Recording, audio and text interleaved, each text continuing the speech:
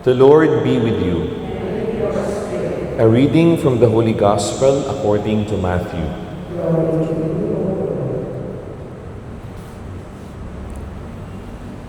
Jesus said to his disciples, "If your brother sins against you, go and tell him his fault between you and him alone. If he listens to you, you have won over your brother. If he does not listen, take one or two others along with you, so that every fact may be established on the testimony of 2 or 3 witnesses.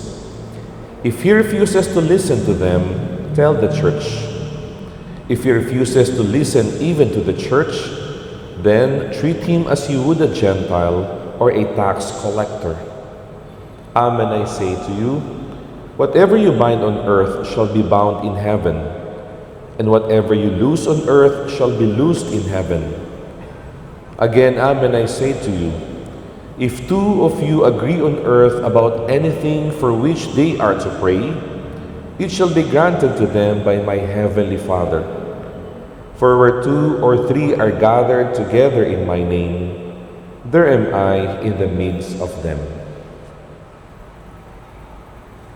Brothers and sisters, the Gospel of the Lord.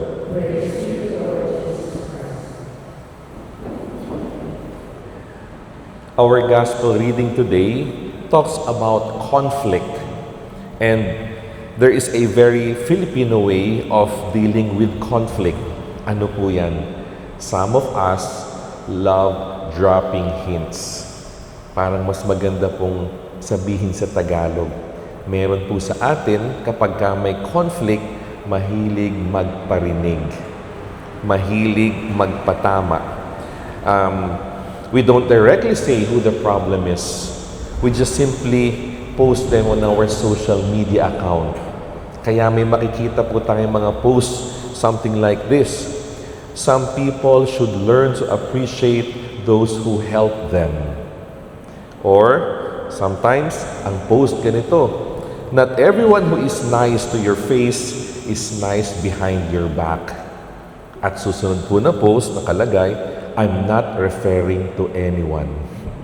Sasabihin, wala naman akong pinapatamaan. My dear friends, everyone knows exactly who you are referring to.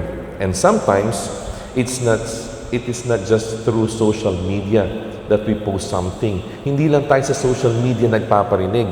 Nagpaparinig tayo kapag may mga family gatherings.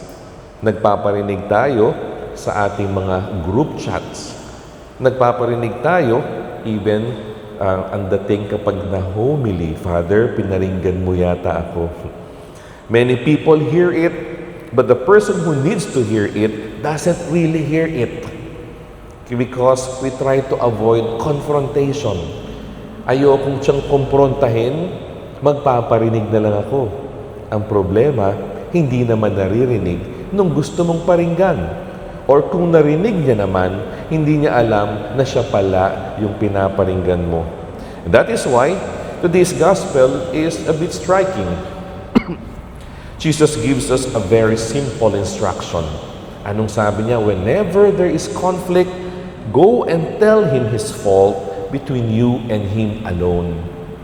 Kapag may problema ka sa isang tao, sabihan mo siya, kausapin mo siya, nang kayong dalawa lang. In other words, huwag magparinig.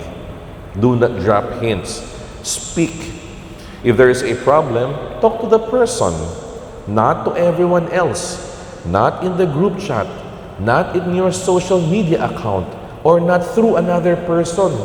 Minsan, yung best friend mo alam na lahat ng hinanakit mo kasi sa kanya mo lang sinasabi. So rather, talk to the person because love talks to people, not about people. Yung pong totoong taong nagmamahal, nakikipag-usap sa kapwa-tao, hindi pinag-uusapan ang ibang tao. My dear friends, this is one of the hardest things to do in a relationship. It is easier to talk about someone rather than talking to them. And when we are talking to other people, we are so confident. Kapag nagkukwento tayo, we are so confident Naririnig natin sabihin nila, alam mo ba yung ginawa niya? Ganito. Hindi na natuto, hindi nag-iisip, hindi sensitive. We are very confident when we share our feelings, our experiences to other people. But when we finally face the person involved, tameme, hindi nagsasalita. We just simply tell them, it's okay, never mind. Wala namang masyadong problema. Why? Because confrontation is difficult. But Jesus tells us, kahit mahirap yan, go. Take the first step. Have the courage to speak. But notice that Jesus says, between you and Him alone. Kayo munang dalawa. Because the purpose is not to embarrass the person. Hindi mo siya kakausapin para pahiyain. Kaya kayo lang dalawa. The purpose is not to destroy the person's reputation. The purpose is to win your brother back. Ang intention dapat kung bakit ka makikipag-usap ay hindi dahil gusto kong ipaalam na nasaktan ka lang o na mali siya, na tama ka, but to win your brother back. And that is a very difficult situation. If I confront you because I want to prove that I am right, that is not Christian correction. But if I approach you because I don't want our relationship to be destroyed, then that is Christian love. Ayaw niyong magkasira ang inyong ugnayan. So instead of saying the person, you're always the problem, why not tell them, can we talk? It seems we had a misunderstanding. Hindi yata tayo nagkaintindihan. Instead of saying, you know exactly what you did, huwag ka nang magbaang-maangan. Baka pwedeng sabihin natin, maybe you did not realize, but what you said embarrassed me in public. Or instead of saying, fine, do whatever you want, baka pwede nating sabihin, I don't want us to grow apart. Ayaw ko magkasira at magkahiwalay tayo. And my dear friends, that is what Christian love looks like. Gustong magkaayos, hindi magkasira.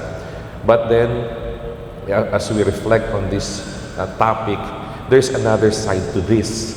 Maybe, today we are not the ones who need to correct someone. Baka hindi naman tayo yung taong dapat na mag-correct, magtama sa ibang tao. Maybe, we are the ones who need correction today. Huwag lang ho tayong magaling magtama sa iba.